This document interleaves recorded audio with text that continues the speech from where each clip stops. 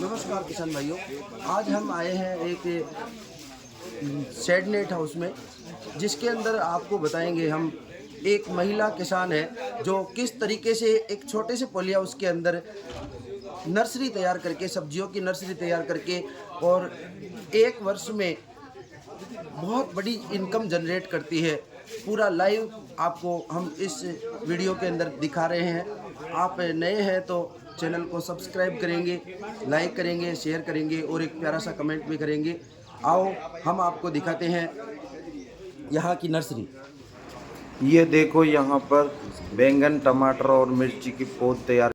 ये है कौशल्या बहन, जो कि स्वयं सहायता समूह चलाती है और सब्जियों एवं फूलों की पौध तैयार कर इस छोटे से पॉली हाउस में एक वर्ष में कम से कम 1 लाख रुपए की आय प्राप्त करती हैं।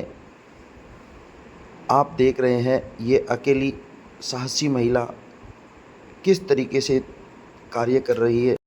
आओ हम जानते हैं इनकी जुबानी।